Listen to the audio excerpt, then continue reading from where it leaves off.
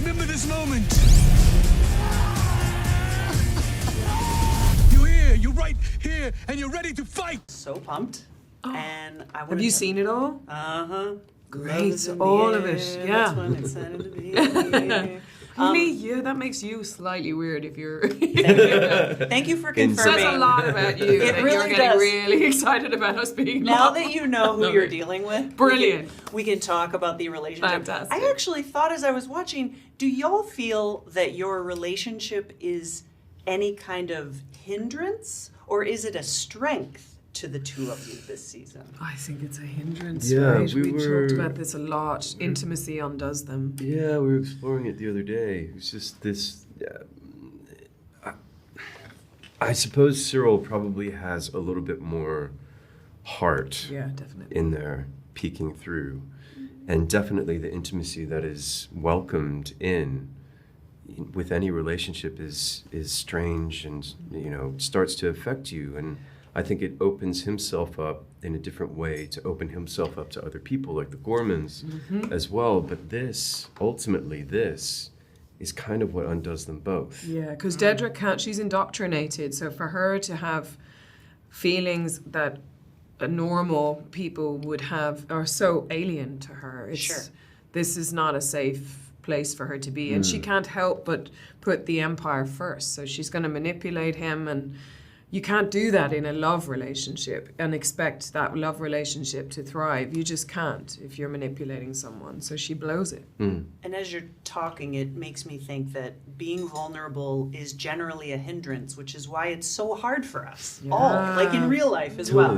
Totally. Well, Makes But this it's but it is a power if you can do it. Like, Yes. because Dedra is vulnerable in this season, but only behind a locked door. Nobody gets to see it, and vulnerability needs to be seen. when you look at Cassian and Bix, Yeah. their vulnerability gets broken open and explored, and that actually does become a power, even though it's very moving and sad.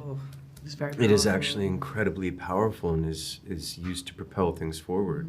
And that's the beauty of Tony's writing, right? Like, he's writing these characters who are experiencing the full complex range of human emotions within this strange territory, everybody trying to make decisions to move their little piece on the chessboard forward slightly, but it has ramifications that are larger than what they anticipate. And Denise, you actually briefly touched on something I just kind of scrawled down while I was watching, which is, what in the world does Dedra do when she walks in her front door when she's had like a hard day with the Empire? Do you know what I mean? Like, what's her deal? She kicks off her shoes and she's like, oh man, she nice my boss is a loungewear. drag. So good. The costumes, Michael Wilkinson. I mean, because all through season one, I was like, oh, Genevieve just looks so beautiful as Mon Mothma all the time. And then I was shown Michael's idea for season 2, and I was like, oh my God, it's like visiting an atelier and going and getting the most beautiful. Yeah. But I imagine her everything being, I don't think there's any kicking off of anything. Okay, I fair. think it's a removal, and I think that there's like some sort of pod that she goes into. Right, because I to don't clean think herself. I don't think she's a stress eater.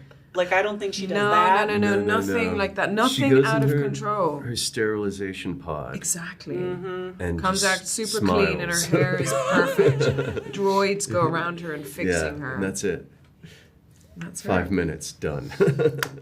What is a small detail from Syril's world? Like, even if it's like one of the sets or something from your costume that audiences might not directly see, but that you feel really feeds your character. Oh, there's some of the symbols on the original costume from Morlana 1 were really significant. But then the way Michael Wilkinson just tied in just the tiniest of details onto Cyril's journey of fashion and wardrobe, because he cares about it so much and he's so particular. Tailoring, That like Michael, and he would ask, what I thought about this, and I was just like, I just want you to do you, man. Like, you're a genius. Right. But he would add these tiny little things, like everything would be considered. Like the end of the end of a piece of fabric wouldn't just be a right angle. It would be like this, or it would have a slight little tag on it. And it was like, even hair clips and stuff. It was like, right. everything was considered, everything, and nothing was considered in a way that was quick. It was like really, the audience are never going to see that. But when you close up your button, you see it and think, oh, it's such a lovely touch. Yeah. And I think I mean, my experience of it is that we feel it even if we can't identify it. You know, like it all kind of bleeds into our consciousness in the best way. I think what we're talking about is the level of dedication and specificity that the whole production team Totally. Like went Luke through. Holmes. Like you could open up any drawer or cupboard and it was full, even if they weren't going to film on it. And that, as you say, like you can kind of permeates through. You can kind of feel that. Do you reference anyone when you're playing Dedra? Like, does anyone kind of come through your mind? Because the writing is certainly unique, however. Princess Di. Princess Di, probably. Somebody deeply kind and soft and gentle. No, no is the answer. I don't know. I was helped into Dedra by Ben Karen in season 1. He was the one that suggested his direction was, she's a bit swishy.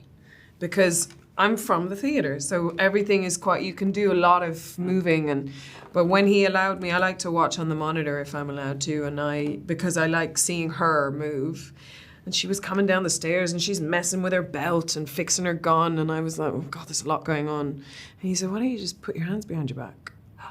And I was like, oh my God. Do less. And so I put my hands behind my back, and then everything became about how she holds herself, and she can't have creases, so she has to stand a certain way. And then the only stress you'll see, nerves, is that. Like, that's just, but in terms of a person Dedra is entirely herself. She showed up and did whatever she needed to do and went back to wherever she's gone back to.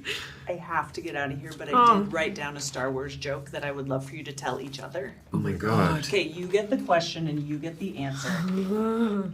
Please. What did Yoda ride as a kid? A do cycle, because there is no try. I even get that, and I'm not a big Star Wars person because there is no try, Is only that you? do. God, no. That's very good. I just thought it was dumb enough to make everybody laugh. That is It very worked. good. Good. Thank you so much.